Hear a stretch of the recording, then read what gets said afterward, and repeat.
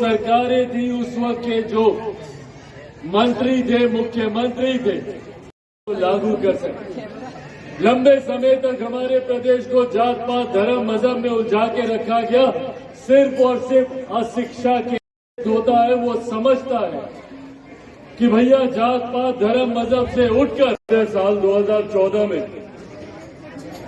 जब पहली बार हम सांसद बनकर आए थे और आप लोगों के आशीर्वाद से जमुई लोकसभा का प्रतिनिधित्व करने का हमको सौभाग्य मिला।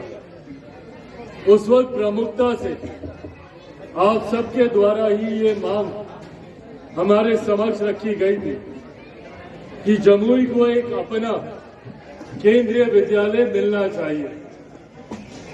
हमको भी इसके गंभीरता का एहसास हुआ।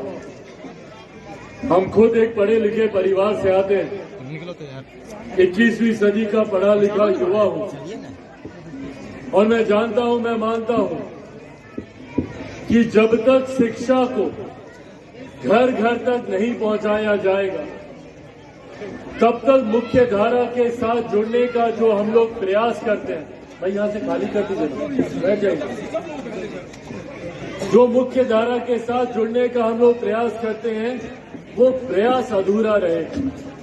शिक्षा एकमात्र माध्यम है किसी भी क्षेत्र, किसी भी प्रदेश या किसी भी देश के विकसित होने। जब तक गांव-गांव, घर-घर तक हम लोग शिक्षा को नहीं पहुंचाएंगे तब तक हम लोग एक विकसित क्षेत्र या एक विकसित राज्य बनने की हम लोग कल्पना नहीं कर सकते। आज देश ही नहीं, दुनिया के किसी भी देश में चले जाइए या हमारे प्रदेश के किसी भी राज्य में चले जाइए, जो राज्य शिक्षा के महत्व को समझ सका वो राज्य विकसित राज्यों की श्रेणी में आया। जो देश शिक्षा के महत्व को समझ सका वही देश आज शिक्षित, वही देश आज एक विकसित देश बन पाया। ऐसे में जरूरी है हम लोगों को शिक्षा के महत्व को समझना। लंबे समय तक राजनीति की गई शिक्षा को लेकर और सुनियोजित तरीके से हमारे प्रदेश के लोगों को अशिक्षा के माध्यम से ये कहा गया था कि स्थानीय सांसद झूठ बोल रहे हैं, यहां पर कभी कोई केंद्रीय विद्यालय नहीं खुलेगा। ये आरोप सीधा तौर पर हम पे लगाया गया था कि हम केंद्रीय विद्यालय को लेके मात्र राजनीति कर रहे हैं और केंद्रीय विद्यालय यहां पर नहीं खुलेगा। उसका कारण था क्योंकि स्थानीय प्रशासन हमको जमीन देने को तैयार नहीं थी केंद्रीय विद्यालय के लिए। उन्होंने साफ मना कर दिया था केंद्रीय विद्यालय के लिए जमीन देने से। उस वक्त की शिक्षा मंत्री स्मृति ईरानी जी से हमने मुलाकात की। उनसे हमने पूछा कि किस माध्यम से हम आपको जमीन उपलब्ध करा सकते हैं, तो उन्होंने बताया कि अगर किसी के पास व्यक्तिगत इतनी बड़ी जमीन पड़ी है जो देना चाहे और या किसी और केंद्रीय संस्थान के पास अगर ये जमीन उपलब्ध है।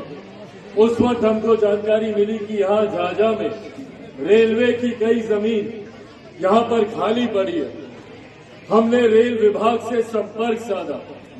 उस वक्त के रेल मंत्री सुरेश प्रभु जी से हमने आग्रह किया कि भैया आप हमको रेलवे की जमीन जो खाली पड़ी है ये उपलब्ध करा दें ताकि इसमें हम केंद्रीय विद्यालय खुलवा सकें।